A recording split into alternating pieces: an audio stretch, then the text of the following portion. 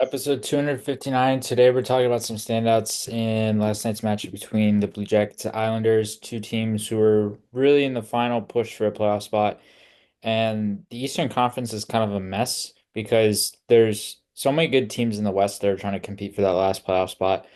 And it looks like the last team that could make a playoff spot in the East, they could get as low as 86 or 88 points and still make the playoffs, which is really, really interesting.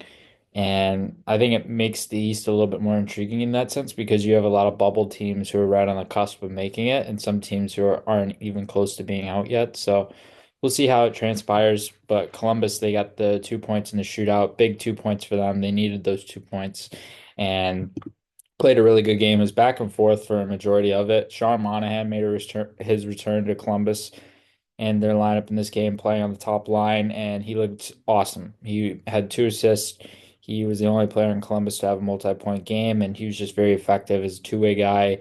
He was very physical. He wasn't afraid to use his body, and he was a highly competitive center and really utilizing his positional play to be able to be effective at both ends of the rink. I think that's what allowed him to be effective, and he was really intriguing to watch. Adam Fantilli, who had a goal and he had a really nice finish in his shootout as well. He was very effective using his speed, his tempo off the rush, and I've really noticed his ability to weight shift one-on-one situations to be able to change the angle and be able to be more effective in that sense offensively too. I think he's really grown as an offensive player in his second year in the league, and he's become a player who can be a power forward but also a skill forward as well and bring both aspects of that. And he was really fun to watch, really exciting to watch. Certainly has a lot of potential. I think Boone Jenner was also very effective, just being a two-way guy who was playing on the wing yesterday. He's really effective driving the outside lane and attacking the outside lane off the rush. He's really effective in transition. He's really effective at being able to create space. He is a guy who is just very engaged on and off the puck. I think that allows him to play a very effective two-way game and be reliable in all aspects of the game there. And Kirill Marchenko, who was just really buzzing off the rush. I think he was Columbus's certainly arguable in this case, but I think he was their best player off the rush in this game. Just the way he was attacking, the way he was carrying his momentum, the way he was using his skating. He's when he was playing his first few years in the league, he was more of a power forward. I think now he's really evolved in more of an elite skill forward, and he still brings that power forward game. But I think he's really exciting to watch because he's still young. He's a point per game player for Columbus already. And certainly these Russian wingers, there's a lot of potential with these Russian wingers in today's day and age in their offensive game. So I think Kirill Marchenko is going to be a very effective player for a long time. I'm just curious to see how he sustains this effort and if Columbus makes the playoffs, how he's able to play and perform in the playoffs as well. And as for the Islanders side, I think one of the most noticeable guys in this game who almost had 2 goals was Kyle Palmieri.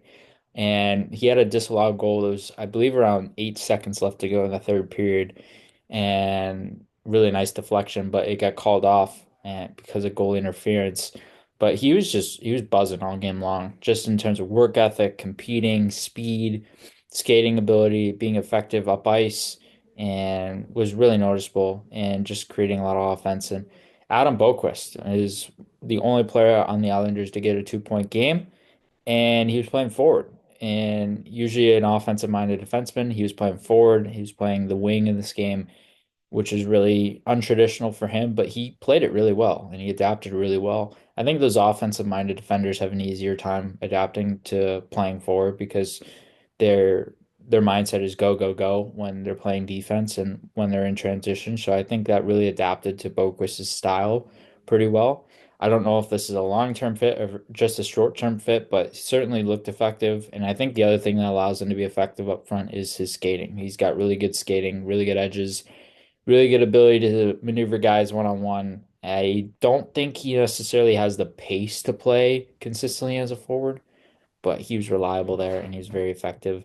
And then Pierre Engvall, who had a goal in this game, was just reliable and up and down the ice, two-way winger, and was very effective there. Anders Lee, another guy who's very effective off the rush, creating speed and being able to really weaponize his speed in open ice. And I think when Anders Lee gets to his top gear, he's really hard to stop because he's a bigger guy with a ton of momentum and he's strong. So he's much harder to knock off the puck when he's moving at full speed compared to other guys. So I think he was really effective and was really noticeable to watch throughout this game. And Tony DeAngelo, I actually have liked Tony DeAngelo's style and how it's adapted to the Islanders thus far as a right shot defenseman. And obviously, Dobson's back in the lineup now, but I think with Tony DeAngelo, he still brings an offensive element that this group needs and certainly provides offensive depth. He can play the power play, he can play 5-on-5, and he can just be reliable in many different situations offensively for them as well.